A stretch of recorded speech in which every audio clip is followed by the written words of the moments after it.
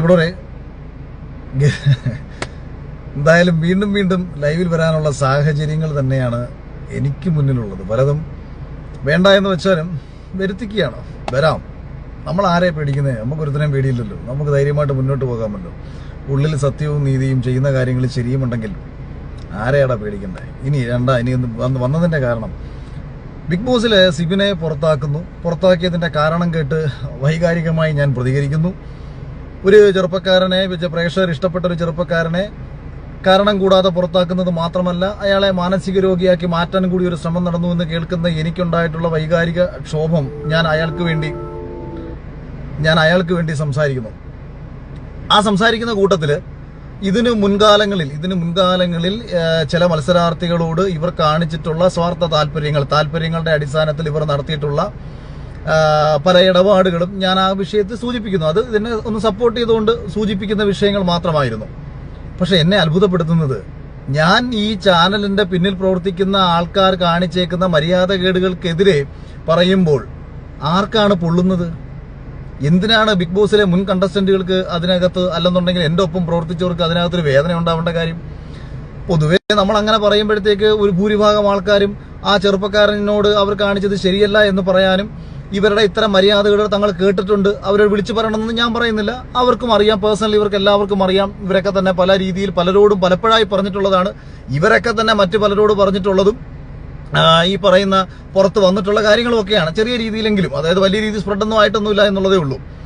ഇപ്പം കഴിഞ്ഞ 2 ദിവസമായിട്ട് ഈ നമ്മുടെ ഒപ്പം ഹൗസിലുണ്ടായിരുന്ന കുറച്ച് ആൾക്കാർ ഇപ്പം വീഡിയോയും കൊണ്ട് ഇറങ്ങിയൊക്കെയാണ്. അപ്പൊ ഇവന്മാർക്ക് ഈ റിനോഷ്, നാദ്ര, ഇവർക്കൊന്നും ഇപ്പോഴും മനസ്സിലായിട്ടില്ല ഞാൻ എന്തുകൊണ്ടാണ് ജയിച്ചതെന്നുള്ള കാര്യം. അപ്പൊ റിനോഷിന്റെ ഒരു ബേസിക് രീതി ഉണ്ടല്ലോ, അതായത് ഇരുന്ന് പ്ലാൻ ചെയ്ത് 2 ദിവസം കഴിയുമ്പോഴത്തേക്ക് ഒരു സ്ക്രിപ്റ്റ് തയ്യാറാക്കി റിനോഷ് പൊക്കിയെടുത്തുകൊണ്ട് വന്നൊരു വീഡിയോ ഇട്ടേക്കാണ്. അതിൽ റിനോഷ് ഒരു കാര്യം പറയുകയാണ്, അഖിൽമാരാർക്ക് എന്തോ വലിയ ഫേവറിസം ബിഗ് ബോസിൽ നിന്ന് കിട്ടി എന്നുള്ള കാര്യം. എടാ, ബിഗ് ബോസ് കണ്ട നിങ്ങളെല്ലാവർക്കും അറിയാവുന്ന ഒരു കാര്യമാണ്, ആദ്യത്തെ 50 ദിവസം എപ്പിസോഡിൽ പോലും പ്രോപ്പറായിട്ട് കാണിക്കാത്ത ഒരാളാണ് ഞാനെന്നും, എന്നെയൊക്കെ കാണിച്ചുകൊണ്ടിരുന്നത് തന്നെ നെഗറ്റീവ് വശം മാത്രമാണെന്നും, വിഷ്ണുവിനെ കാണിക്കുന്നില്ല എന്നും, 35 മുതൽ 50 വരെയുള്ള ദിവസത്തിലാണ് TRP ഏറ്റവും കുറഞ്ഞതെന്നും, ഈ സമയത്ത് ഏറ്റവും കൂടുതൽ കണ്ടന്റ് പൊക്കൊണ്ടിരുന്നത് റിനോഷ് അവിടെ കിടന്ന് ഉണ്ണുന്നതും തുപ്പുന്നതും തൂറുന്നതും വെള്ളം കുടിച്ചുകൊണ്ട് നടക്കുന്നതും ഇവരുടെ രഹസ്യ മീറ്റിങ്ങുകളും ഒക്കെ ആയിരുന്നു എന്നതൊക്കെ തന്നെ കഴിഞ്ഞ സീസൺ കണ്ടുകൊണ്ടിരുന്ന സമയത്ത് എല്ലാവരും ചർച്ച ചെയ്ത വിഷയങ്ങളാണ്. കാര്യം ബിഗ് ബോസിൽ എന്തുകൊണ്ട് കണ്ടന്റ് ഇല്ലാഞ്ഞിട്ടൊന്നുമല്ല. 2.5 മണിക്കൂർ എപ്പിസോഡ് എൻഡമോൾ ഷൈൻ എന്ന് പറയുന്ന കമ്പനി കട്ട് ചെയ്ത് കൊടുക്കുന്നു. ഇതിൽ 1 മണിക്കൂറാണ് ഏഷ്യാനെറ്റ് ടെലികാസ്റ്റ് ചെയ്യുന്നത്. അവിടെ വിഷ്ണു ഉൾപ്പെടെയുള്ള നല്ല മത്സരാർത്ഥികളുടെ കാര്യങ്ങൾ കാണിക്കാതിരിക്കുകയും, ഒരു ഭാഗത്ത് പോയി കിടന്ന് ഉറങ്ങുന്ന റിനോഷിനെയും ഒരു ഭാഗത്ത് പോയിരുന്നിട്ട് രഹസ്യ മീറ്റിംഗുകൾ നടത്തുന്ന ആൾക്കാരെയും കാണിച്ചുകൊണ്ടിരുന്നപ്പോൾ പ്രേക്ഷകർക്ക് ഷോ ബോറടിച്ചു എന്നുള്ളത് മറ്റൊരു സത്യം. ഇനി ഈ ഹൗസിൽ നിന്ന് ഇറങ്ങിപ്പോണം എന്ന് പറഞ്ഞ് മൈക്കും വലിച്ചെറിഞ്ഞിട്ട് കൺഫെഷൻ റൂമിൽ പോയിട്ട് വലിയ രീതിയിൽ ഇറങ്ങിപ്പോണമെന്ന് പറഞ്ഞ് പ്രശ്നമുണ്ടാക്കിയ ഒരാളല്ലേ റിനോഷ്. എന്നിട്ട് എന്താ റിനോഷിനെ അങ്ങ് പറഞ്ഞു വിടാഞ്ഞത്? സിബിനും അത്രയല്ലേ ചെയ്തിട്ടുള്ളൂ. സിബിൻ പറഞ്ഞത് എനിക്ക് അവന് മാനസിക വിഷമം വന്ന സമയത്ത് അവൻ ഇറങ്ങിപ്പോണം. റിനോഷ് എന്താ പറഞ്ഞത്? റിനോഷിന്റെ വീട്ടുകാരെ കുറിച്ച് പറയുന്നു, അല്ലെങ്കിൽ അങ്ങനെ പറയുന്നു, അതുകൊണ്ട് അവന് മാനസിക വിഷമം വന്നു, അതുകൊണ്ട് ഇറങ്ങിപ്പോണം എന്ന് പറഞ്ഞിട്ട് നമ്മളെ വിഷ്ണുവിന്റെ മുഖത്ത് നോക്കിയിട്ട് ഫക്യു എന്ന് ആവർത്തിച്ച് പറയുകയും തെറി വിളിക്കുകയും ചെയ്ത് മൈക്കും വലിച്ചെറിഞ്ഞു. ബിഗ് ബോസിനകത്ത് മൈക്ക് വലിച്ചെറിയുക എന്നൊക്കെ പറഞ്ഞാൽ ഒരാൾ ഊരി വെച്ചിട്ടൊക്കെ പ്രതിഷേധമൊക്കെ അറിയിക്കും. ഞാനും അറിയിച്ചിട്ടുണ്ട്. ഷിജു ചേട്ടന് ഒരു സമയത്ത് രാത്രിയിൽ സിഗരറ്റ് കണ്ടിന്യൂസ് ആയിട്ട് വലിച്ചുകൊണ്ടിരിക്കുന്ന ഒരാളായിരുന്നു ഷിജു ചേട്ടൻ. ഞാനൊക്കെ വളരെ റീസെന്റ് ആയിട്ട് വലിക്കുന്ന ആൾ. അദ്ദേഹത്തിന്റെ പ്രഷർ കൂടി എന്ന് പറഞ്ഞാൽ 220 ആയിരുന്നു ആ സമയത്ത് പുള്ളിയുടെ BP. എന്നിട്ട് പോലും ഇവര് സിഗരറ്റ് അന്ന് കൊടുത്തുവിടാതിരുന്ന സമയത്ത് ഞാനും മൈക്കൂരി വെച്ച് പ്രതിഷേധിച്ചിട്ടുണ്ട്. അത്തരം പ്രതിഷേധങ്ങളൊക്കെ ഞങ്ങൾ നടത്തിയിട്ടുണ്ട്. ഇത് മൈക്ക് വലിച്ചെറിഞ്ഞ ഒരാളാണ്. എന്നിട്ട് മിഥുനുമായി ചേർന്നിട്ടുള്ള സംഭാഷണത്തിൽ നമ്മളെ വിഷ്ണുവിന്റെ ചെസ്റ്റിൽ കയറിയിരുന്നിട്ട് നെഞ്ച് വാരിയല് പൊട്ടിക്കണമെന്ന് പറഞ്ഞപ്പോഴത്തേക്ക് അതിനെ പ്രോത്സാഹിപ്പിച്ചുകൊണ്ട് അവിടെ നിന്ന ഒരാളാണ്. അയാളാണ് പിന്നെ വന്ന് പറയുന്നത് അഖിൽമാരാർ ഫിസിക്കൽ അസാൾട്ട് നടത്തിയിട്ട് അത് എന്നെ ആരോ സേവ് ചെയ്തതാണെന്നും, ഞാൻ നടത്തിയത് ഫിസിക്കൽ അസാൾട്ട് ആണെന്ന് മനസ്സിലാക്കാനുള്ള ബോധം പോലും ഇവനൊന്നും ഇനിയും ഉദിച്ചിട്ടില്ല എന്നുണ്ടെന്നുണ്ടെങ്കിൽ ഇവനോടൊക്കെ പുച്ഛമല്ലാതെ എന്താ പറയേണ്ടത്? കഴിഞ്ഞ എന്റെ മുമ്പത്തെ 4th സീസണിൽ ഉണ്ടായിരുന്ന ഒരു കണ്ടസ്റ്റന്റ് അത് കണ്ടുകൊണ്ട് അവിടെ ഇരിപ്പുണ്ടായിരുന്നെന്ന്. അത് റോബിൻ ആരാ ഇതിനെതിരെ പ്രതിഷേധിക്കാൻ? റോബിനെ ജനം എന്തുകൊണ്ടാണ് ഇത്രയും കോമാളിയാക്കി മാറ്റാൻ പോയതെന്ന് വെച്ചാൽ ഈ ഒറ്റ കാരണം കൊണ്ടാണ്. കാരണം റോബിൻ അവിടെ മത്സരാർത്ഥിയല്ല. റോബിൻ കഴിഞ്ഞ സീസണിൽ വന്നിട്ട് എന്തോട് ആദ്യം ഇരുന്ന് ഡയലോഗ് അടിച്ചത്? പൊന്നു കുഞ്ഞുങ്ങളെ, നിങ്ങൾ ശാന്തരായിട്ടിരിക്കൂ. അതിന് തൊട്ട് മുമ്പത്തെ സീസണിൽ പോയി ഞാൻ അലറിയതും എടുത്തതും പിടിച്ചതും ഒക്കെ തന്നെ എന്റെ ഫേക്ക് ആയിട്ടുള്ള ഗെയിമായിരുന്നു. ഞാൻ യഥാർത്ഥത്തിൽ കഴിഞ്ഞ സീസണിൽ കാണിച്ചതൊക്കെ ഫേക്കാണ്. ഇതാണ് ഒറിജിനൽ റോബിൻ. ഞാൻ പാവമാണ്, ഞാൻ എല്ലാവരുടെ അടുത്തും വളരെ ശാന്തമായിട്ടാണ് സംസാരിക്കുന്നത്. നിങ്ങൾ എന്തിനാണ് ഉച്ചത്തിൽ സംസാരിക്കുന്നത്? എന്റെ പൊന്നു മക്കളെ, നിങ്ങൾ പതുക്കെ സംസാരിക്കൂ, നിങ്ങൾ ഒച്ച താഴ്ത്തി സംസാരിക്കൂ, നിങ്ങൾ എന്തിനാണ് വഴക്കിടുന്നത് എന്നൊക്കെ പറഞ്ഞ് ഞങ്ങൾക്ക് ഉപദേശം തന്നുകൊണ്ട് ഇങ്ങനെ ഇരുന്ന ഒരാള് ബിഗ് ബോസിലെ മത്സരാർത്ഥിയല്ല, ഗസ്റ്റായിട്ട് വന്ന ആള് വരിക പോവുക എന്നുള്ള പണി അവിടെ ചെയ്യാൻ പറ്റുന്ന ചെയ്തിട്ട് പോവുക. അപ്പൊ അവിടെ വന്നിട്ട് ബാക്കി ഇരുന്ന് ജുനൈസിനെ തോണ്ടി വിട്ട് അകത്ത് പോയിട്ട് പരാതി കൊടുപ്പിക്കുന്നു, രഹസ്യമായിട്ട് സാഗറിനെതിരെ ഒരു പ്ലാൻ ചെയ്യുന്നു. ഇതൊക്കെ നമ്മൾ അകത്ത് വെച്ച് തന്നെ പൊളിച്ചു കൊടുക്കുകയും ചെയ്താണ്. ആ റോബിൻ ഇപ്പൊ ഇതെടുത്ത് പോസ്റ്റ് ചെയ്യേണ്ട കാര്യം, റോബിന്റെ വിക്ടിമായിരുന്ന റിയാസ് തന്നെ കഴിഞ്ഞ സീസണിൽ തന്നെ ഇന്റർവ്യൂവിൽ വളരെ കൃത്യമായി പറഞ്ഞതാണ്, അഖിൽമാരാർ ചെയ്തേക്കുന്നത് ഫിസിക്കൽ അസോൾട്ട് അല്ല. ബിഗ് ബോസിന്റെ രീതിയിൽ അതൊരു ഫിസിക്കൽ അസോൾട്ട് അല്ലത്. കൈയൂങ്ങി ഒരു മനുഷ്യനെ തല്ലുന്നതും ഷോൾഡർ കൊണ്ട് പോയിട്ട് ചുമ്മാതെ ഒന്ന് തട്ടിവിടുന്നതും ഫിസിക്കൽ അസാൾട്ട് ആണെന്ന് മനസ്സിലാക്കാൻ പറ്റാത്ത ഇമാതിരി കഴുതകളൊക്കെ വന്നിരുന്നിട്ട് 2 ദിവസം ഇരുന്ന് പഠിച്ചു പറയേണ്ട കാര്യമെന്തോ? കാര്യം ഞാൻ പറയാം. ഏഷ്യാനെറ്റ് ബിഗ് ബോസ് സീസൺ 6 തുടങ്ങിയ സമയത്ത് ആരുടെ പ്രോഗ്രാമാണ് അവിടെ അവതരിപ്പിച്ചത്? അഖിൽമാരാരുടെ പരിപാടിയാണോ? കഴിഞ്ഞ സീസണിന്റെ വിന്നറായ എന്നെ അവിടെ അതിഥിയായിട്ട് വിളിക്കുകയാണോ? അതോ സീസണിൽ ഇടയ്ക്ക് വെച്ച് പറഞ്ഞു വിട്ടുന്ന റിനോഷിനെയും ജുനൈസിനെയും കൂടെ അവിടെ വിളിക്കുകയാണോ ചെയ്യേണ്ടത്? എന്നിട്ട് തന്നെ 50ാമത്തെ ദിവസം വരുന്ന സമയത്ത് റിനോഷിന്റെയും ജുനൈസിന്റെയും ഒപ്പം മാരിയറ്റ് ഹോട്ടലിൽ വെച്ച് ഫുഡ് കഴിക്കാനെന്ന് സൂപ്പർ സ്റ്റാറുകളായ റിനോഷിനും ജുനൈസിനും ഒപ്പം മാരിയറ്റ് ഹോട്ടലിൽ വെച്ച് ഭക്ഷണം കഴിക്കാൻ ഏഷ്യാനെറ്റ് അവതരിപ്പിക്കുന്ന പുതിയ മാമാങ്ക, പുതിയ നാടകം എന്ന് പറഞ്ഞിട്ട് ഒരു റീല് വീഡിയോ ചെയ്ത് റിനോഷ് ഇട്ടേക്കുന്നു. അപ്പൊ റിനോഷിന് എനിക്കെതിരെ പ്രതിഷേധിച്ചല്ലേ പറ്റൂ? ഞാൻ റിനോഷിനെതിരെ എന്തെങ്കിലും വല്ല അക്ഷരം പറഞ്ഞോ? ഞാൻ എന്റെ ഒപ്പമുള്ള മത്സരാർത്ഥികളെ എപ്പോഴും ചേർത്ത് പിടിച്ച് സംസാരിച്ചിട്ടുള്ള ഒരാളാണ് ഞാൻ. പിന്നെ ഞാൻ ലൈം ലൈറ്റിലാണോ അല്ലയോ എന്നുള്ള കാര്യം, എടാ മണ്ടൻ കിണാപ്പാ, ഞാൻ വെറും ഒരു മാസം മുമ്പ് എന്റെ വീടിന്റെ പാല് കാച്ചെന്ന് പറയുന്നത് ഓൾ കേരളത്തിൽ ഏറ്റവും കൂടുതൽ വാർത്ത വന്നിട്ടുള്ള ഒരു വാർത്തയാണ്. ഞാൻ ഇൻസ്റ്റയിൽ ഇട്ടേക്കുന്ന റീല്, അതിന് 3, 4, 5 മില്യൺ വ്യൂസ് ആണ് അതിന് വന്നേക്കുന്നത്. അത് കഴിഞ്ഞതിന് ശേഷം ഞാൻ പങ്കെടുത്ത പരിപാടി IPL-ന്റെ പരിപാടിയിൽ ഞാൻ ഗസ്റ്റായിട്ട് പോവുകയും അവിടെ കമന്റേറ്റർ ആയിട്ട് ഇരിക്കുകയാണ് ഞാൻ ചെയ്തത്. സ്വയംവര സിൽക്സും ഫ്ലവേഴ്സ് ടിവിയും കൂടെ നടത്തിയ പ്രോഗ്രാമിനകത്ത്, കൊട്ടാരക്കര നടന്ന ഒരു വലിയ പ്രോഗ്രാമിനകത്ത് അവിടെയും ക്ഷണിക്കപ്പെട്ട അതിഥിയായി ജയറാമിനും പിഷാരടിക്കുമൊപ്പം ഞാൻ പോയിരിക്കും, മല്ലികാ സുകുമാരനൊപ്പം അവർ എന്നെയും അവിടെ വിളിക്കുകയാണ് ചെയ്യുന്നത്. അതും ടിവിയിൽ ടെലികാസ്റ്റ് ചെയ്തിട്ടുണ്ട്. കോമഡി ഉത്സവം, എന്താ പരിപാടിയുടെ പേര്, സ്റ്റാർ മാജിക് പോലുള്ള പരിപാടിയിൽ എനിക്ക് തുടർച്ചയായിട്ട് വിളിച്ചിട്ടും പോകാതിരുന്നിട്ട് വിഷുവിന്റെ അന്ന് ഒരു പരിപാടിക്ക് ഗസ്റ്റായിട്ട് ഞാൻ പങ്കെടുക്കുകയും പിന്നീട് അവർ വീണ്ടും വിളിച്ചിട്ട് ഞാൻ വരുന്നില്ല, എനിക്ക് അതിന് താല്പര്യമില്ല എന്ന് ഞാൻ അറിയിക്കുകയാണ് ചെയ്തത്. സിനിമയിൽ അവസരത്തെ കുറിച്ച് ഇനി പറഞ്ഞാൽ, ഷാജി കൈലാസ്, ഞാൻ ഇത്രയും നാളായിട്ട് ഇതൊന്നും ഓപ്പണായിട്ട് ഞാൻ പറഞ്ഞിട്ടില്ല. ഷാജി കൈലാസ് എന്ന് പറയുന്ന സംവിധായകൻ ബിഗ് ബോസ് കഴിഞ്ഞ സമയത്ത് എന്നോട് വിളിക്കുകയും അദ്ദേഹത്തിന് എന്നെ ഒരുപാട് ഇഷ്ടപ്പെട്ടെന്നും എന്നെ നായകനാക്കി ഒരു സിനിമ ചെയ്യണമെന്നും, പഴയ സ്ഥലത്തെ പ്രധാന പയ്യൻസ് പോലത്തെ ഒരു സിനിമ, അഖിലിനെ കണക്കൊരു സാധാരണക്കാരൻ രാഷ്ട്രീയ കാര്യങ്ങൾ ഇടപെടുന്ന, തെറ്റിനെതിരെ പ്രതികരിക്കുന്ന ഒരു ചെറുപ്പക്കാരന്റെ സബ്ജക്ട് എനിക്ക് അഖിലിനെ വെച്ച് ചെയ്യണമെന്ന് പറഞ്ഞ് ഒന്നിലധികം തവണ അദ്ദേഹവുമായി ചർച്ച നടത്തുകയും അതിനൊരു നിർമ്മാതാവ് വരികയും സബ്ജക്റ്റിന്റെ കാര്യത്തിൽ നമുക്കൊരു പൂർണ്ണത വരാത്തത് കൊണ്ട് പിന്നീട് മീറ്റിംഗുകൾ നടത്താൻ പറ്റാതെ പോവുകയാണ് പിന്നീട് ചെയ്തത്. മേജർ രവി സാർ എന്നെ നായകനാക്കി ഒരു സിനിമ പ്ലാൻ ചെയ്യുകയും അതിന് അഡ്വാൻസ് ലഭിക്കുകയും പിന്നീട് അദ്ദേഹം രാഷ്ട്രീയ പ്രവർത്തനത്തിന്റെ ഭാഗമായിട്ട് BJPയുടെ സംസ്ഥാന വൈസ് പ്രസിഡന്റ് ആയ സമയത്ത് ഈ ഇലക്ഷനുമായി ബന്ധപ്പെട്ട് അദ്ദേഹത്തിന് തിരക്ക് വരുന്നു, അദ്ദേഹത്തിന് ഇടയ്ക്കൊരു ഹാർട്ടിനൊരു പ്രശ്നം വരുന്നു. അങ്ങനെ പലവിധ കാരണങ്ങളുമായിട്ട് ബന്ധപ്പെട്ട് പോയതുകൊണ്ടും അതിന്റെ നിർമ്മാതാക്കൾ തൊട്ടുമുമ്പ് ചെയ്തു വെച്ചേക്കുന്ന സിനിമ സാമ്പത്തികമായി പരാജയപ്പെട്ടതുകൊണ്ടും അതിനൊരു ഗ്യാപ്പ് വന്നതാണ്. എനിക്ക് സംവിധാനം ചെയ്യാനും എന്റെ തിരക്കഥയിൽ ഞാൻ സംവിധാനം ചെയ്യാൻ വേണ്ടിയിട്ട് തീരുമാനിച്ചതിന് അഡ്വാൻസ് വാങ്ങി അഡ്വാൻസ് ഞാൻ തിരിച്ചു കൊടുത്തതാണ്. നമ്മൾ കാരണം സിനിമ ഇനി ചെയ്യുമ്പോൾ അത് അത്രയും നല്ലൊരു പരിപാടി അല്ലെങ്കിൽ ചെയ്യണ്ട എന്ന് പറഞ്ഞ അഡ്വാൻസ് ഞാൻ തിരിച്ചു കൊടുത്തതാണ്. മലയാള സിനിമയിലെ ഒട്ടുമിക്ക എല്ലാ നിർമ്മാതാക്കളും, ആന്റോ ജോസഫ് ആയാലും വിജയ് ബാബു ആയാലും ഇവരുമായിട്ടെല്ലാം വളരെ വ്യക്തിപരമായ ബന്ധമുള്ളതും, ഈ അടുത്തിടെ മലയാളത്തിലെ വൺ ഓഫ് ദ ബെസ്റ്റ് ഡയറക്ടറായിട്ടുള്ള ഡിജോ ജോസ് ആന്റണി എന്റെ ഫ്ളാറ്റിൽ വന്ന സമയത്ത് ഞാൻ അദ്ദേഹത്തോടൊരു സബ്ജക്ട് സംസാരിച്ചപ്പോൾ, ഇത് അഖിലിനെ വെച്ച് ചെയ്താൽ, അഖിൽ അഭിനയിച്ചാൽ മതി, അഖിലിനെ വെച്ച് ഇത് ചെയ്തു കഴിഞ്ഞാൽ ഇത് അടിപൊളിയായിരിക്കും, അഖിൽ ആലോചിച്ചോ, അത് ഡയറക്ഷൻ ചെയ്യാൻ അദ്ദേഹത്തിന് താല്പര്യമുണ്ടെന്ന് എന്നോട് പറയുകയും ചെയ്തതാണ്. ഇതിന്റെ എല്ലാം പിന്നാലെ അങ്ങ് മൂവ് ചെയ്താൽ പോരെ? അപ്പൊ ഇതേ സമയം ഒരു വേലയും കൂലി ഇല്ലാതിരിക്കുന്ന ആൾക്കാർ ആരാണ്? ബിഗ് ബോസ് കഴിഞ്ഞതിന് ശേഷം ജനം മറന്നുപോയിട്ടുള്ള ആൾക്കാർ അഖിൽമാരാരുടെ പേരിൽ ചുളുവിന് പ്രശസ്തരാവാൻ നടക്കുന്നു. ഏഷ്യാനെറ്റ് എന്തെങ്കിലും നക്കാപ്പിച്ച നിങ്ങൾക്ക് വെച്ച് നീട്ടിത്തരുന്നുണ്ടെന്നുണ്ടെങ്കിൽ അതങ്ങ് മേടിച്ച് തിന്നണം. പിന്നെ ഞാൻ രാഷ്ട്രീയ പ്രവർത്തനത്തിന് ഇറങ്ങാൻ വേണ്ടിയിട്ടാണ് ഇത് ചെയ്യുന്നതെന്ന് പറയുന്നു. എടാ, ഞാനിത് ഇന്നും ഇന്നലെയും തുടങ്ങിയ പണിയല്ല ഇത്. 2010 മുതൽ ഞാൻ ഇനി ഒന്നും വേണ്ട, യൂട്യൂബിൽ പോയിട്ട് എന്നെ കുറിച്ചിട്ട് എന്റെ നാട്ടുകാർ പറയുന്ന വീഡിയോ കിടപ്പുണ്ട്. എന്നെ കുറിച്ച് എന്റെ നാട്ടുകാർ പറയുന്ന വീഡിയോ ചുമ്മാ അതിൽ നിന്ന് കേട്ടു നോക്ക്. ഞാൻ ആർക്കൊക്കെ വേണ്ടി ഇന്നലകളിൽ ഏതൊക്കെ രീതിയിൽ പ്രതിഷേധിച്ചിട്ടുണ്ടെന്ന്. എന്റെ നാട്ടില് പണ്ട് ഒരു വലിയ രീതിയിൽ ഒരു വലിയ പ്രക്ഷോഭം നടന്നിട്ടുണ്ടായിരുന്നു. റോഡ് സൈഡിൽ, പുലമൺ തോടിന്റെ സൈഡിൽ മണ്ണ് കെട്ടി നികത്തുന്ന ഒരു സംഭവം. ഒരു മുൻ DYSP, അന്ന് കോവളം കൊട്ടാരത്തിന്റെ ഇൻചാർജ് ആയിട്ടിരുന്നൊരു മനുഷ്യൻ ആ മണ്ണ് ഒറ്റയ്ക്ക് എന്റെ വണ്ടിയും കൊണ്ടുപോയി ആ ലോറിക്കും JCBക്കും വേണ്ടി ഒറ്റയ്ക്ക് പോയിട്ട് തടഞ്ഞ് അവിടെ വലിയ പ്രക്ഷോഭം ഉണ്ടാക്കി അവനെ പൂട്ടിക്കെട്ടിയ ഒരാളാണ് ഞാൻ. അവരും വലിയ കക്ഷികളാണ്. ഞാൻ ആർക്കൊക്കെ എതിരെ എതിർത്തിട്ടുണ്ടോ ഇവരുടെ ഒന്നും വലിപ്പം നോക്കിയിട്ടൊന്നുമല്ല, അവർ ചെയ്യുന്ന പ്രവൃത്തി തെറ്റായിരുന്നത് കൊണ്ടാണ്. ഞാൻ കോൺഗ്രസ് പാർട്ടിയിൽ നിന്ന് പുറത്തു പോകാൻ പോലും കാരണം ഇത്തരം വിഷയങ്ങൾ കൊണ്ടാണ്. ഞാൻ ഒരുപാട് വമ്പന്മാരെ എതിർത്തത് കൊണ്ട് എന്നെ ആ പാർട്ടിയിൽ നിർത്തരുതെന്നുള്ള ആ വമ്പന്മാരുടെ ആവശ്യം. എന്റെ സ്വന്തം പ്രസ്ഥാനം, ഞാൻ NSSന്റെ യൂത്തിന്റെ സെക്രട്ടറി ആയിട്ടിരുന്ന എന്റെ ക്ഷേത്രത്തിൽ NSSും KPMSുമായി പ്രശ്നമുണ്ടായ സമയത്ത് KPMSന് ഒപ്പം നിന്ന ആളാണ് ഞാൻ. അതുകൊണ്ട് NSSകാർ എനിക്ക് വോട്ട് ചെയ്യത്തില്ലെന്ന് വരെ പറഞ്ഞു. ഞാൻ പഞ്ചായത്തിൽ മത്സരിച്ചപ്പോ ഞാൻ എന്റെ ഒപ്പം നിൽക്കുന്ന എന്റെ സ്വന്തം ജാതി, ഞാൻ ഈ മാരാരാന്ന് പറഞ്ഞാലും അടിസ്ഥാനപരമായിട്ട് നമ്മൾ NSSലാണല്ലോ. ഞാൻ എന്റെ നാട്ടിൽ NSSന്റെ യൂത്ത് വിങ്ങിന്റെ സെക്രട്ടറി കൂടിയാണ് ആ സമയത്ത്. അപ്പൊ ഇത്തരം വിഷയങ്ങളുമായി എന്റെ ചുറ്റിനും നിൽക്കുന്ന എന്റെ കൂട്ടുകാരെ ഞാൻ നോക്കിയിട്ടില്ല. എല്ലാ ദിവസവും ഞാൻ ഒപ്പം പോയിരിക്കുന്ന എന്റെ സുഹൃത്തുക്കളെ പോലും പോയി നോക്കാതെ ഒരു വിഷയത്തിന് മറ്റൊരു സമുദായത്തിനെ ഞാൻ സപ്പോർട്ട് ചെയ്ത് നിന്നു. പിന്നീട് കൊട്ടാരക്കരയിൽ NSSുമായി തന്നെ ബന്ധപ്പെട്ടിട്ടുണ്ടായ മറ്റൊരു വിഷയത്തിൽ അവർക്കെതിരെ ശക്തമായ നിലപാട് സ്വീകരിച്ചുകൊണ്ട് ഞാൻ ഫേസ്ബുക്കിൽ ഒരു പോസ്റ്റ് എഴുതുന്നു. അതിനെ തുടർന്ന് കോൺഗ്രസ് പാർട്ടിയിൽ ബ്ലോക്ക് പഞ്ചായത്തിൽ മത്സരിക്കാൻ വേണ്ടിയിട്ട് ഏറ്റവും അനുയോജ്യനായിരുന്ന എന്നെ മാറ്റിയിട്ട് അവരുടെ താല്പര്യപ്രകാരം മറ്റൊരാളെ കൊണ്ട് സ്ഥാനാർത്ഥിയാകുന്നു. ആത്മാഭിമാനത്തോടുകൂടി സ്വതന്ത്രനായി ഞാൻ മത്സരിക്കുന്നു. 1700ഓളം വോട്ടുകൾ ഒറ്റയ്ക്ക് നിന്ന് കമ്മ്യൂണിസ്റ്റ് കോട്ടയായ ഒരു സ്ഥലത്ത് ഒറ്റയ്ക്ക് നിന്ന് ഞാൻ നേടിയെടുത്തിട്ടുണ്ട്. എന്റെ നാട്ടിലെ തൊഴിലുറപ്പ് പ്രസ്ഥാനത്തിലെ തൊഴിലാളികൾക്ക് നമ്മുടെ ഈ ശബരിമല വിഷയവുമായി ബന്ധപ്പെട്ട് വനിതാ മതിലുമായി ബന്ധപ്പെട്ട് ഇവരുടെ ജാഥ നടത്തിയപ്പോൾ ആ ജാഥയിൽ പങ്കെടുക്കാത്ത സ്ത്രീകൾക്ക് തൊഴിലുറപ്പ് പദ്ധതി നിഷേധിച്ചതിനെ തുടർന്ന് ഒറ്റയ്ക്ക് പോയി പഞ്ചായത്തിൽ അവർക്ക് വേണ്ടി സംസാരിച്ച് അവർക്ക് നീതി മേടിച്ചു കൊടുത്തിട്ടുണ്ട്. ഞാൻ ഒറ്റയ്ക്ക് പോയിട്ടാണ്. അന്ന് ഞാൻ പാർട്ടിയിൽ നിന്ന് എനിക്ക് രാഷ്ട്രീയമൊന്നുമില്ല, ഒറ്റയ്ക്കായിരുന്നു ആ സമയത്ത്. നിനക്ക് എന്തറിയാം? നിനക്ക് എന്റെ രാഷ്ട്രീയത്തെക്കുറിച്ച്, ഞാൻ ഇടപെടുന്ന വിഷയത്തെക്കുറിച്ച് നിനക്ക് എന്തറിയാം?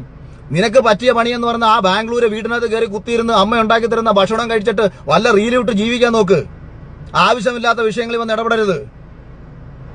അല്ല, നീ തന്നെ ബിഗ് ബോസിൽ പറഞ്ഞിട്ടുണ്ടല്ലോ, എന്റെ അമ്മ ഉണ്ടാക്കി തരുന്ന ഭക്ഷണം എനിക്ക് ഇഷ്ടപ്പെട്ടില്ല എന്നുണ്ടെങ്കിൽ ഞാൻ സ്വിഗ്ഗിന്ന് ഓർഡർ ചെയ്തേ കഴിക്കത്തുള്ളൂ. കാരണം എനിക്ക് രാവിലെ പൊറോട്ട വേണം, എനിക്ക് ചിക്കൻ വേണം, എനിക്ക് അങ്ങനെ ഇഷ്ടപ്പെട്ട ഭക്ഷണം വേണമെന്ന് നീ തന്നെ ബിഗ് ബോസിൽ നിന്റെ ലൈഫ് സ്റ്റോറി പറഞ്ഞപ്പോൾ പറഞ്ഞതാ.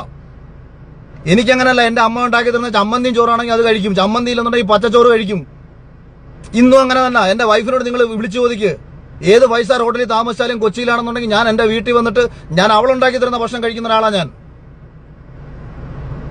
അതുകൊണ്ട് നിന്റെയൊക്കെ സൗകര്യപ്രകാരം നിനക്കൊക്കെ ഇത്തരം, അതായത് ഇവന്മാരാരെങ്കിലും ചാനലിന്റെ ആരെങ്കിലും വെച്ച് നീട്ടി എന്തെങ്കിലും ഓഫർ തന്നിട്ടുണ്ടെന്നുണ്ടെങ്കിൽ അത് മേടിച്ച് വെച്ച് നക്കി അങ്ങ് ജീവിച്ചോണം. എനിക്കിതിന്റെ ഒന്നും ആവശ്യമില്ല. തെളിവാണോ ഇല്ലെന്ന് ഞാൻ ഈ പറഞ്ഞ കാര്യമില്ലെന്ന് അവന്റെ ഇൻസ്റ്റഗ്രാം നോക്ക് നിങ്ങൾ. 50ാമത്തെ ദിവസം ജുനൈസിന്റെയും റിനോഷിന്റെയും ഒപ്പം വരുന്ന ഭക്ഷണം കഴിക്കാൻ വേണ്ടിയിട്ട് ഏഷ്യാനെറ്റുമായിട്ട് കൊളാവിട്ടേക്കാണ്. അപ്പൊ എന്തുകൊണ്ട് ഇവർ സംസാരിക്കുന്നു? എന്ത് നീതിയാണ് ഇവരുടെയൊക്കെ ഭാഷയിലുള്ളത്? ഞാൻ ഇവരെ പറ്റി ആരെങ്കിലും പറ്റി പറഞ്ഞോ? ഞാൻ റിനോഷിനെ പറ്റി പറഞ്ഞോ? ഞാൻ ജുനൈസിനെ പറ്റി പറഞ്ഞോ? എന്റെ ഒപ്പമുള്ള ഏതെങ്കിലും ഒരു മത്സരാർത്ഥികളെ പറ്റിയിട്ട് എന്തെങ്കിലും രീതിയിൽ മോശമായി പറഞ്ഞോ? കഴിഞ്ഞ സീസണിനുള്ളിൽ ഇവരെല്ലാവരും തന്നെ എനിക്കെതിരെ അനാവശ്യമായിട്ട് പല രീതിയിൽ നിന്നപ്പോഴും, ഈ ജുനൈസിന് വലിയ രീതിയിൽ സൈബർ അറ്റാക്ക് വന്നപ്പോഴും, ശോഭയ്ക്ക് സൈബർ അറ്റാക്ക് വന്നപ്പോഴും അവർക്ക് സൈബർ അറ്റാക്ക് വരാതിരിക്കാൻ വേണ്ടി അവരൊപ്പം ചേർന്ന് നിൽക്കാനാണ് പിന്നീട് ഞാൻ ശ്രമിച്ചത്. പക്ഷെ ഇവരുടെയൊക്കെ ഉള്ളിലിരിപ്പും ഉള്ളിൽ കൊണ്ടു നടക്കുന്ന വിഷവും എന്താ? അടിസ്ഥാനപരമായിട്ട് ഇവർക്ക് എന്നെ ഒരു രീതിയിലും അംഗീകരിക്കാൻ പറ്റത്തില്ല. അതായത് ഞാൻ എന്റെ ഇൻസ്റ്റാഗ്രാം എടുത്ത് നോക്കൂ. ഞാൻ കഴിഞ്ഞ ഒരു മാസത്തിനിടയിൽ എത്ര ഫേസ്ബുക്കിൽ പോസ്റ്റ് ഇട്ടിട്ടുണ്ട്? ഞാൻ വളരെ കുറച്ച് പോസ്റ്റ് മാത്രമേ ഞാൻ ഇട്ടിട്ടുള്ളൂ. എന്റെ ഫേസ്ബുക്കിൽ നിന്ന് ആക്ച്വലി ഞാൻ പിന്മാറിയെന്ന് വേണമെങ്കിൽ പറയാം. കാരണം എനിക്ക് മോണറ്റൈസ്ഡ് ആയിട്ടുള്ള പേജാണ് എന്റെ ഫേസ്ബുക്ക്. $800 മുതൽ $1000 വരെ ഒരു മാസം ലഭിച്ചുകൊണ്ടിരുന്ന ഒരു ഫേസ്ബുക്ക് പേജിൽ ഒരു വീഡിയോ പോലും ഞാനിപ്പോൾ ഇടുന്നില്ല. ഞാൻ ഇതിൽ നിന്ന് മാറിപ്പോകാൻ ശ്രമിച്ച ഒരാളാണ്. സമാധാനമായിട്ട് ഈ ബഹളങ്ങളിൽ നിന്നൊക്കെ ഒളിച്ച് ഒന്ന് സമാധാനമായിട്ട് ജീവിക്കാന്ന് ചിന്തിച്ചിരുന്ന സമയത്ത് ഒരു ചെറുപ്പക്കാരന്റെ പ്രശ്നം കേട്ടപ്പോഴത്തേക്ക് അവനെ അടിച്ചമർത്താൻ നോക്കുകയും അവനെ നിശബ്ദനാക്കാൻ നോക്കുകയും ചെയ്യുന്ന കേട്ടപ്പോഴത്തേക്ക് വിഷമം തോന്നി. ഇത് ഞാൻ പറഞ്ഞില്ലെങ്കിൽ ആര് പറയും എന്നുള്ള ചിന്തയിൽ വന്നെന്ന് സംസാരിച്ചതാണ്. ആ സംസാരിച്ച കൂട്ടത്തിലാണ് മുൻപ് ഇത്തരം വിഷയങ്ങൾ ഇവർ ഉണ്ടാക്കിയിട്ടുണ്ട്. അവരാരും തന്നെ പരാതിപ്പെടാത്തിടത്തോളം കാലം, അവർക്കാർക്കും പരാതി ഇല്ലാത്തിടത്തോളം കാലം. അല്ലെങ്കിൽ തന്നെ നിങ്ങൾ ചിന്തിക്കൂ, ഇവരാരെങ്കിലും പരാതിയുമായിട്ട് വരുമെന്ന് നിങ്ങൾ വിശ്വസിക്കുന്നുണ്ടോ? കാരണം നേട്ടങ്ങൾ നേടിയെടുക്കാൻ വേണ്ടിയിട്ട് പല രീതിയിൽ പോയിട്ടുള്ള ആൾക്കാരുണ്ട്. അതേസമയം കഴിവ് കൊണ്ട് വന്നിട്ടുള്ളവരുണ്ട്, അർഹത കൊണ്ട് വന്നിട്ടുള്ളവരുണ്ട്. ഇപ്പൊ എന്റെ സീസണിലെ മത്സരാർത്ഥികളിൽ ഇപ്പം എന്നെ കഴിഞ്ഞ ദിവസം മനീഷ ചേച്ചി വിളിച്ചപ്പോൾ ചോദിച്ചു, എടാ ഇത് ചിലരൊക്കെ എന്റെ അടുത്ത് മെസ്സേജ്, ഇതൊരു പ്ലാൻഡ് ഓപ്പറേഷനാണ്. എന്നെ ഒരു മാധ്യമ പ്രവർത്തകൻ വിളിച്ചു പറഞ്ഞായിരുന്നു, തിരുവനന്തപുരത്ത് നിന്ന് കുറച്ച് ടീം അഖിലിനെതിരെ പ്ലാൻ ചെയ്ത് കുറെ കളികൾ കളിക്കുന്നുണ്ട്, അഖിലൊന്ന് ശ്രദ്ധിച്ചോണം, അഖിലിനെതിരെ കേസ് കൊടുക്കാൻ ഇവർക്ക് താല്പര്യമുണ്ട്, അഖിലിനെതിരെ എന്നാണ്ടൊക്കെ പരിപാടികൾ. പിന്നെ ഈ ചാനലുകാർ വെറുതെ ഇരിക്കുമെന്നാണോ നിങ്ങൾ വിചാരിക്കുന്നത്? ചാനലുകാരെന്ന് വെച്ചാൽ എല്ലാവരും അല്ല ഞാൻ പറയുന്നത്. ഈ കക്ഷികൾ ആർക്കാണോ ഞാൻ പറഞ്ഞത് കൊണ്ടത് അവരെല്ലാവരും ചെയ്യാൻ പറ്റുന്ന മാക്സിമം ചെയ്യുന്നുണ്ട്. പല ഓഫറുകളും വെച്ച് നീട്ടിക്കൊടുത്തുകൊണ്ട് എനിക്കെതിരെ തിരിഞ്ഞ് സംസാരിക്കാൻ പലരെയും, അതാ ഞാൻ പറഞ്ഞത്, ആരൊക്കെ എനിക്കെതിരെ സംസാരിക്കുന്നു ഇവർക്കെല്ലാം ഇവരുടെയൊക്കെ അടിസ്ഥാനപരമായ മോട്ടീവ് ഇത്തരം ലക്ഷ്യങ്ങളായിരിക്കും. പിന്നെ നാദ്രയുടെ കേസ് ഞാൻ പറയാം. അഭിഷേക് ശ്രീകുമാർ എന്ന് പറയുന്ന ചെറുപ്പക്കാരൻ ബിഗ് ബോസിൽ വന്ന സമയത്ത് അവൻ ഫസ്റ്റ് ഡേയിൽ ഒരു സ്റ്റേറ്റ്മെന്റ് പറയുന്നു. ആ സ്റ്റേറ്റ്മെന്റിനെ തുടർന്ന് ഇവരിൽ കുറെ ആൾക്കാർ പ്രതിഷേധം അറിയിക്കുന്നു. അപ്പൊ നാദ്ര എന്നെ വിളിച്ചു പറഞ്ഞു, ഞാനൊരു പ്രതിഷേധം അറിയിക്കണമെന്ന് പറയുന്നു. ഞാൻ പറഞ്ഞു, എനിക്ക് അവനൊരു വ്യക്തിക്കെതിരെ പറഞ്ഞ വിഷയമാണ്, അവൻ ട്രാൻസ്ജെൻഡർ കമ്മ്യൂണിറ്റിക്കെതിരെ പറഞ്ഞാണെന്നുണ്ടെങ്കിൽ ഉറപ്പായിട്ട് ഞാൻ അതിൽ പ്രതിഷേധിക്കാം. പക്ഷേ അവൻ അതിനകത്തുള്ള മറ്റൊരു ചെറുപ്പക്കാരൻ, മറ്റൊരു മത്സരാർത്ഥി, ആ മത്സരാർത്ഥി പുറത്തുള്ള ഒരാളുടെ ജീവിതവുമായി ബന്ധപ്പെട്ട് അയാളുടെ കുടുംബത്തിനെതിരെ പറഞ്ഞ ഒരു കാര്യത്തെക്കുറിച്ച് അഭിഷേക് ശ്രീകുമാർ പറയുകയും ആ വിഷയം ഒരു ട്രാൻസ്ജെൻഡർ കമ്മ്യൂണിറ്റിക്ക് എതിരെ മൊത്തത്തിലാണെന്ന് വരുത്തി തീർക്കുകയാണ് പുറത്ത് ചെയ്തത്. അപ്പൊ ഇതിനകത്ത് നടന്ന കാര്യങ്ങളെ കുറിച്ചിട്ട് പ്രതിഷേധം അറിയിച്ചപ്പോൾ ഞാൻ അതിനെ സപ്പോർട്ട് ചെയ്തില്ല എന്നുള്ളൊരു പരിഭവം ഉള്ളിലുള്ള നാദ്ര പിന്നീട് കഴിഞ്ഞ ഒരു ലൈവിനിടയിൽ ആരോ എന്നോട് ഈ അഭിഷേകിനെ കുറിച്ച് ചോദിച്ചപ്പോൾ ഞാൻ എല്ലാവരുടെയും പോലെ ഒരു നോർമൽ കാഴ്ചപ്പാടിൽ ഞാൻ പറയുന്നു, അഭിഷേകിനെ കണ്ടപ്പോൾ എനിക്ക് അങ്ങനെ തോന്നി. കാരണം ഫസ്റ്റ് ഡേയിൽ അവന്റെ ഒരു സംസാരവും പരിപാടിയൊക്കെ കേട്ടപ്പോഴത്തേക്ക് കഴിഞ്ഞ സീസണിൽ എന്നിൽ നിന്ന് പ്രേക്ഷകർക്ക് കിട്ടിയേക്കുന്ന ചില റിയാക്ഷൻസ് ഉണ്ടല്ലോ, ചില ഫയറിംഗ് സ്വഭാവങ്ങളുണ്ടല്ലോ, അല്ലെ എന്റെ ചില സ്വഭാവത്തോട് ചേർന്ന് നിൽക്കുന്ന സമാനമായ സ്വഭാവങ്ങളുണ്ടല്ലോ എന്ന് തോന്നിയപ്പോ എന്നോട് ദേഷ്യം തോന്നി. പക്ഷേ ഈ നാദ്രയൊക്കെ അതാണ് ഞാൻ പറയുന്നത്. അപ്പൊ ഉടനെ എനിക്കെതിരെ സംസാരിക്കാൻ തുടങ്ങുകയാണ്. നിങ്ങൾ ആലോചിച്ച് നോക്കൂ, ഇതേ നാദ്രയെ എത്രത്തോളം ഞാൻ ചേർത്ത് പിടിക്കുകയും ഞാൻ അവളോട് എപ്പോഴും പറയും, നാദ്ര ഞാൻ നിന്നെ എത്രത്തോളം ചേർത്ത് പിടിക്കുമ്പോൾ എനിക്ക് പുറത്തുള്ള ഒരു ഇമേജ് എന്ന് പറയുന്നത് ഞാൻ എന്തോ മെയിൽ ഷോവനിസ്റ്റും അല്ലെങ്കിൽ പഴയ കാഴ്ചപ്പാടുള്ള ഒരാളാണെന്നുമാണ്. അങ്ങനെ ഒരാൾ നിന്നെ ചേർത്ത് പിടിക്കുമ്പോൾ നിന്റെ സമൂഹത്തിന് അത് എത്രത്തോളം ഗുണമുണ്ടാകും. അതായത് ഞാൻ ഷിജു ചേട്ടനോടും പറയും, ഷിജു ചേട്ടാ, നമ്മൾ നാദ്രയ്ക്കൊക്കെ കൊടുക്കാൻ പറ്റുന്നത് അവളെ എത്രത്തോളം ചേർത്ത് പിടിക്കാമോ അത്രത്തോളം ചേർത്ത് പിടിച്ച് സമൂഹത്തിൽ അവളെയും അവളെ പോലെ ജീവിക്കുന്ന ആൾക്കാർക്കും വേണ്ട പിന്തുണ കൊടുക്കണമെന്നാണ് എപ്പോഴും ഞാൻ പറഞ്ഞുകൊണ്ടിരുന്നത്.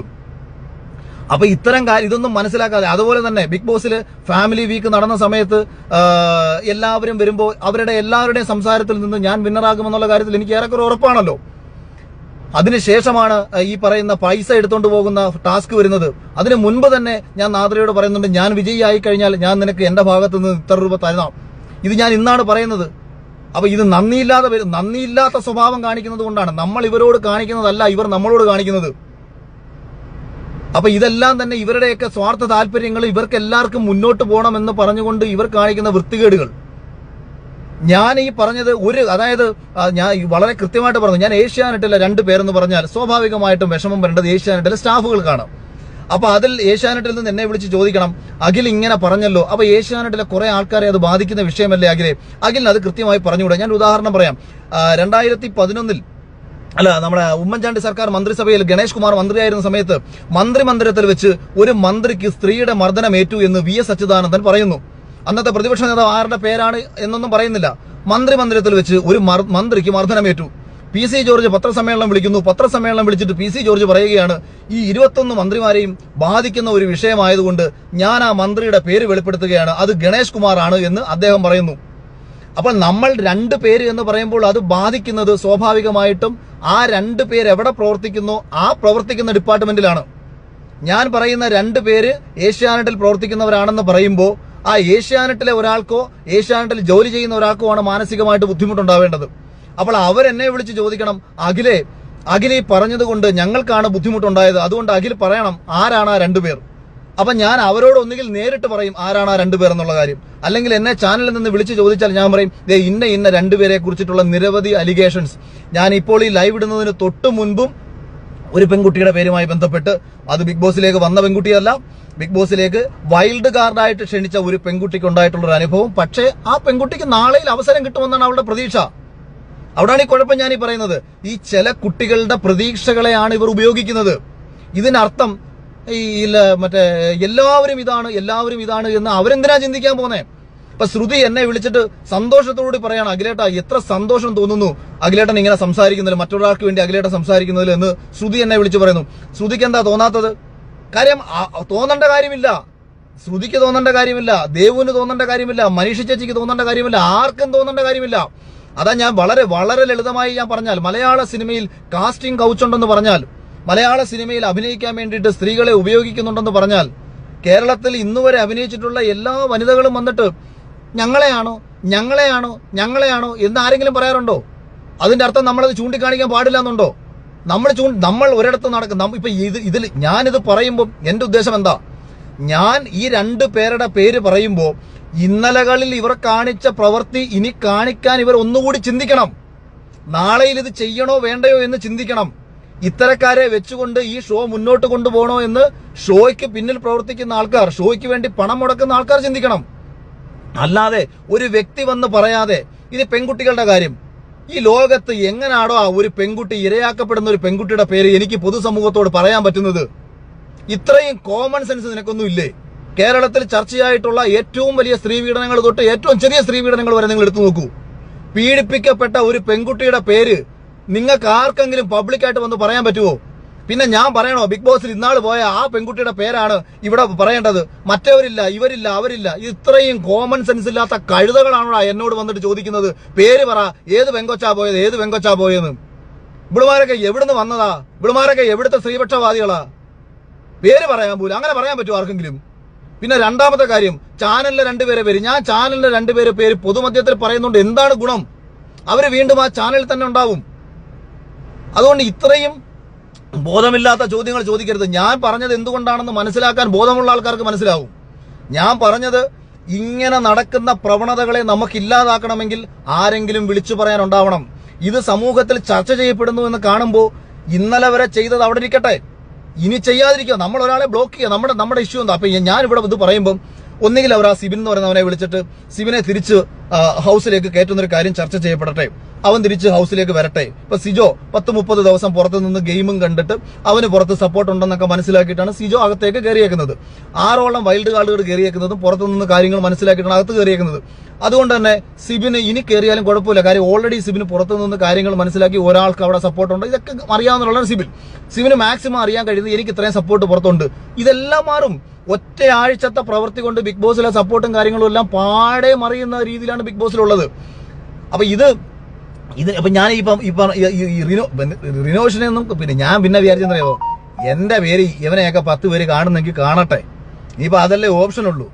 നമ്മളെ പേരാണ് ഇപ്പൊ ചർച്ച ചെയ്തത്. അപ്പൊ ഒപ്പം വന്നൊരു വീഡിയോ ഇട്ട് കഴിഞ്ഞാൽ റിനോഷനെ 10 അല്ല ഇവൻ അതിനകത്ത് എന്തുവാ ചെയ്തത്? മറ്റേ നിങ്ങൾക്ക് ഇത് ഞാൻ എന്തിനാ പറയുന്നത്? നിങ്ങൾ തന്നെ. അതുകൊണ്ട് ഇതൊക്കെ വന്നിരുന്ന വലിയ വായിൽ ഡയലോഗ് അടിച്ചിട്ട് പോകരുത്, പോകരുതെന്ന് എനിക്ക് ഇതിനകത്ത് റിനോഷിനോടൊക്കെ പറയാനുള്ളൂ. ഒന്നുകിൽ മറ്റേ ഒരു ചൊല്ലുണ്ട്, വയ്യാത്ത പട്ടി കയ്യാല കയറാൻ പോകരുതെന്ന്. വയ്യാത്ത പട്ടി ദയവ് ഇത് കയ്യാല കയറാൻ പോകരുത്. ഞാനിത് ഇന്നും ഇന്നലെ ഒന്നും കാണാൻ തുടങ്ങിയ പരിപാടികളൊന്നും അല്ല ഇതൊന്നും. ഞാൻ എന്തൊക്കെ ചെയ്തിട്ടുണ്ടെന്നുള്ള കാര്യം വെറുതെ പോയി കൊട്ടാരക്കര കോട്ടാത്തിലേക്ക് ചെന്നിട്ട് എന്റെ നാട്ടിൽ ചെന്നിട്ട് എന്റെ നാട്ടുകാരുടെ അടുത്ത് ചോദിച്ചാൽ മതി. വളരെ കൃത്യമായിട്ട് അവർ പറഞ്ഞു തരും, എന്റെ സ്വഭാവം എന്താണെന്നും. ഇനി ഞാൻ ഇലക്ഷനിൽ ചിലപ്പോൾ ഞാൻ പോയി സ്വതന്ത്രമായിട്ട് ഞാൻ ഇലക്ഷനിൽ മത്സരിക്കും. അതായത് ഇവര് പറയുന്നറിയോ, ഞാനത് ഏഷ്യാനെറ്റിനെതിരെ പറയുന്നത് എനിക്ക് നാളെ ഇലക്ഷനിൽ മത്സരിക്കാനാണെന്ന്. അതായത് ഒരു മനുഷ്യൻ നല്ല കാര്യം ചെയ്യുന്നത് അയാൾ ഇലക്ഷനിൽ മത്സരിക്കാനാണെന്ന് പിന്നെ അങ്ങനെയുള്ളവരല്ലേ ഇലക്ഷനിൽ മത്സരിക്കേണ്ടത്. എടാ നീയൊക്കെ എന്നെ വിളിച്ചിട്ട് ഇങ്ങോട്ട് പറയണം. അതാ ഞാൻ പറഞ്ഞത്, ഇന്നലെ എന്നോട് ഇഷ്ടമുള്ള ആൾക്കാർ എന്നെ വിളിച്ച് പറയുന്നറിയോ, അഖിലേട്ടാ നിങ്ങൾക്ക് സിനിമയല്ല നല്ലത്, നിങ്ങൾ രാഷ്ട്രീയത്തിൽ ഇറങ്ങണം, നിങ്ങളെ പോലുള്ള ആൾക്കാരാണ് രാഷ്ട്രീയത്തിൽ വരേണ്ടത്. എനിക്ക് വരുന്ന ഏറ്റവും കൂടുതൽ മെസ്സേജുകളും അഖിലേട്ടനെ പോലൊരാൾ രാഷ്ട്രീയത്തിലേക്ക് വരണം, അഖിലേട്ടനെ പോലൊരു ആളാണ് ഞങ്ങൾക്ക് ആവശ്യം, നിങ്ങളെ പോലൊരാൾ വേണം. അപ്പൊ ഒരു മാനവും മര്യാദയുള്ള ഒരുത്തനാണെന്നുണ്ടെങ്കിൽ ഈ റിനോഷ് പറയേണ്ടത് എന്താ, അഖില ചെയ്യേണ്ടത് നിങ്ങൾ ഈ സിനിമയൊക്കെ വിട്ടിട്ട് നിങ്ങൾക്ക് പറ്റിയ ഫീൽഡ് രാഷ്ട്രീയമാണ്. അല്ലാതെ രാഷ്ട്രീയത്തിലേക്ക് വരാൻ വേണ്ടിയിട്ട് ഞാൻ ആദ്യമായിട്ട് ഞാൻ ഈ ബിഗ് ബോസ് കഴിഞ്ഞിറങ്ങിയപ്പോൾ തൊട്ട് കേരളം ഭരിക്കുന്ന രാഷ്ട്രീയ പാർട്ടിക്കെതിരെ എന്തൊക്കെ പറയുന്നു എന്നുള്ളത് ഈ മണ്ടൻ ഗുണവാവ കേട്ടിട്ടില്ല. കാര്യം ഇവൻ പാത്ത റൂമിനകത്ത് കയറിയിരിക്കുന്ന ഇവനെ ഈ ലോകത്തെ കുറിച്ച് വല്ലതും അറിയാവോ? അപ്പൊ ഇവൻ അറിയത്തില്ല. ഞാൻ തിരുവനന്തപുരത്ത് സമരം കിടക്കുന്ന 10,000-3000 ചെറുപ്പക്കാർ കുട്ടികൾ അവിടെ സമരം കിടന്ന സമയത്ത് ഞാൻ അവർക്ക് വേണ്ടി ആദ്യം സംസാരിച്ചതും ഞാൻ പിന്നീട് അവരുടെ സ്ഥലത്ത് പോയി, ഇതൊന്നും പൈസ മേടിച്ചിട്ടൊന്നും അല്ല, എന്റെ സ്വന്തം ചെലവിൽ ഞാൻ പോയതാ. കൊച്ചിയിൽ നിന്ന് വണ്ടി ഓടിച്ച് ഞാൻ പോയത്, അവിടെ തിരുവനന്തപുരത്ത് സ്റ്റേ ചെയ്തതും അവർക്കൊപ്പം പോയതും. രക്തസാക്ഷി അനുസ്മരണ സമ്മേളനങ്ങളിൽ ഞാൻ പോയി പങ്കെടുത്തിട്ടുണ്ട്.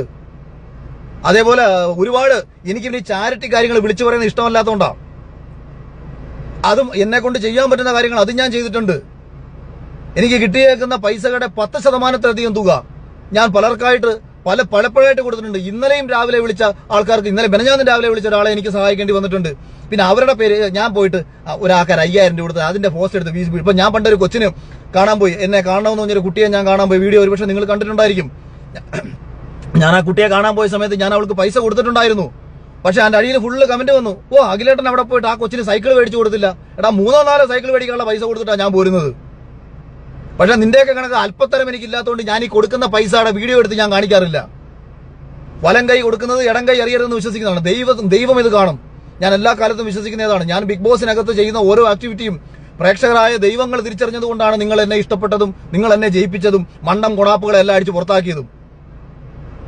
അതായത് ഏഷ്യാനെറ്റ് എന്നെ സപ്പോർട്ട് ചെയ്തത് എന്ത് കോമൺ സെൻസ്. നീ ഏത് ലോകത്താടാ നീയൊക്കെ ജീവിക്കുന്നത്?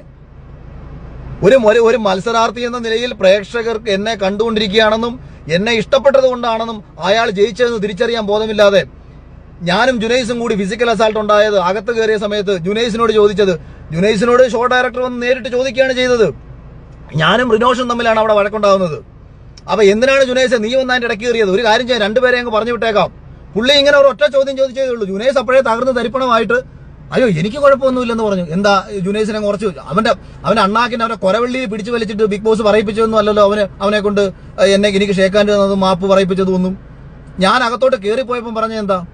ഞാൻ അകത്തോട്ട് കയറിപ്പോയപ്പോഴും പറയുന്നത് ഞാൻ ചെയ്തത് തെറ്റാണെങ്കിൽ എന്നെ പുറത്താക്കൂ എന്നാണ് ഞാൻ പറഞ്ഞുകൊണ്ട് കയറി പോകുന്നത്, ചെയ്തത് തെറ്റാണെങ്കിൽ. അപ്പൊ അത് നിങ്ങൾ കൃത്യമായ ആളെന്ന് മനസ്സിലാക്കി വെച്ചോണം. ഇത്തരം ഒരു വിഷയത്തിൽ ഓരോ സമയവും സാഹചര്യങ്ങളും ഉപയോഗിച്ചുകൊണ്ട് വീഡിയോയും പൊക്കിയെടുത്തുകൊണ്ട് ഇറങ്ങുന്ന ഓരോരുത്തന്മാരുടെ ഉദ്ദേശം ഒന്നുകിൽ കുറച്ച് പേരും പ്രശ്നം എന്റെ പേരിൽ കുറച്ച് വീഡിയോക്ക് റീച്ച് കിട്ടുന്നെങ്കിൽ കിട്ടിക്കോട്ടെ എന്ന് ഞാൻ വെക്കും. ഞാനത് അംഗീകരിച്ച് വിടും. പോട്ട് ചില്ലറ കിട്ടുന്ന പരിപാടിയല്ല, കളയും. പക്ഷെ എനിക്കെതിരെ അനാവശ്യമായിട്ടൊരു കാര്യം പറഞ്ഞാലും ഞാൻ ബിഗ് ബോസിനകത്ത് നിൽക്കുമ്പം എനിക്ക് വേണ്ടി മറ്റുള്ളവർ സംസാരിച്ചിട്ടുണ്ട്. പക്ഷെ ഞാനിവിടെ പുറത്തുള്ളപ്പോൾ എനിക്ക് വേണ്ടി മറ്റൊരാൾ സംസാരിക്കുന്നതിനെക്കാട്ടി നല്ലത് ഞാൻ തന്നെ സംസാരിക്കുന്നതാണ്. എന്ത് സംശയം ഉണ്ടെന്നുണ്ടെങ്കിലും നേർക്ക് നേരെ സംസാരിക്കാനും സമ്മതിക്കാനും ആംബിയറുള്ള ആർക്കും എന്നോട് വന്ന് സംസാരിക്കാം. നിങ്ങൾക്ക് എന്ത് സംശയം ഉണ്ടെന്നുണ്ടെങ്കിലും ഒരു പ്രശ്നവുമില്ല, മറുപടി പറയാൻ ഒരു പ്രശ്നവുമില്ല.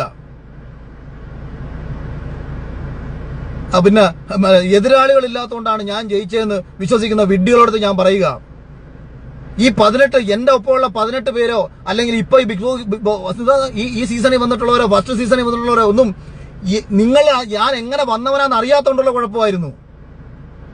ഞാൻ ആരോടൊക്കെ വെല്ലുവിളിച്ചും ആരോടൊക്കെ ഏറ്റുമുട്ടി ഏത് രീതിയിലാണ് വന്നതെന്ന് അറിഞ്ഞിരുന്നുണ്ടെങ്കിൽ നിങ്ങൾ പറയില്ല.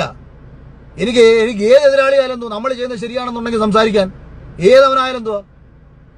ചുമ്മാതെ വിവരക്കേടും കൊണ്ട് ജീവിക്കുന്ന ഇവന്മാരോട് പറഞ്ഞിട്ട് ഇനി കൂടുതൽ പറയുന്നില്ല. അതുകൊണ്ട് ഇവന്മാർക്ക് ചെയ്യാൻ പറ്റുന്ന കാര്യങ്ങളെല്ലാം ഇവർ ചെയ്തോട്ടെ, ഇവർക്ക് ചെയ്യാൻ പറ്റുന്ന കാര്യങ്ങളൊക്കെ ചെയ്തോട്ടെ. ഒരു കോമൺ സെൻസും ബോധവും ഇല്ലാതെ ഒരു വിഷയത്തിൽ വന്ന് സംസാരിക്കുന്ന നിങ്ങൾക്ക് ഏഷ്യാനെറ്റിന്റെ ഭാഗത്തു നിന്നോ ഈ ആരോപണം ഉന്നയിക്കപ്പെടുന്ന അവന്മാരെന്തെങ്കിലും ചില്ലറ വെച്ച് നീട്ടുന്നുണ്ടെങ്കിൽ അത് മേടിച്ച് നക്കിക്കോണം. പിന്നെ വേറെ ഒരു വീഡിയോ എനിക്ക് അയച്ചു തന്നു. റോഡിൽ മാങ്ങാ കച്ചവടവും തേങ്ങാ കച്ചവടവും ചെയ്തവനും സിനിമയിൽ അഭിനയിക്കുന്ന ഒരാൾക്കും കൊടുക്കുന്നത് ഒരേ ശമ്പളമല്ല എന്ന് ഞാനൊന്ന് അറിഞ്ഞിരിക്കണമെന്ന്. എടാ, ഞാൻ റോഡിൽ മാങ്ങാ കച്ചവടവും ചെയ്തിട്ടുണ്ട്, തേങ്ങാ കച്ചവടവും ചെയ്തിട്ടുണ്ട്, വലിയ കമ്പനികളിൽ ജോലിയും ചെയ്തിട്ടുണ്ട്. അവിടെ നിന്ന് സിനിമയും സംവിധാനം ചെയ്തു, അത് തിരക്കഥ എഴുതി സിനിമയും സംവിധാനം ചെയ്തു, ഒരുപാട് ചാനലുകളിൽ ചർച്ചയ്ക്കും പോയിട്ട് 100-100ലധികം ആർട്ടിക്കിളുകൾ കേരളത്തിൽ അറിയപ്പെടുന്ന പല മാധ്യമങ്ങളിലും പ്രസിദ്ധീകരിക്കപ്പെട്ടതിന് വന്നതിന് ശേഷമാണ് ഞാൻ ബിഗ് ബോസിൽ കയറുന്നത്. എനിക്കുള്ള ശമ്പളം എന്റെ 10-1 പ്രൊഫൈൽ ഇല്ലാത്ത ഒരാൾക്ക് കൊടുക്കുന്നു എന്ന് പറയുമ്പോഴാണ് ചോദ്യം ചെയ്യപ്പെടുന്നത്. എന്ത് ചോദ്യം ചോദിച്ചാലും ഉത്തരവുണ്ടാവും, എന്ത് ചോദ്യം ചോദിച്ചാലും. അതുകൊണ്ട് അതിലൊന്നും എന്നെ പേടിപ്പിക്കാനോ വരട്ടാനോ പോകരുത്. അപ്പൊ ശരി, ബാക്കി വീഡിയോ ഇട്. എനിക്ക് ഇപ്പൊ ഇതൊരു രസമായിട്ടുണ്ട്. അകത്ത് ബിഗ് ബോസ് നടക്കുന്നെങ്കിൽ ഞാൻ പുറത്ത് ബിഗ് ബോസ് കാണിച്ചു തരാം.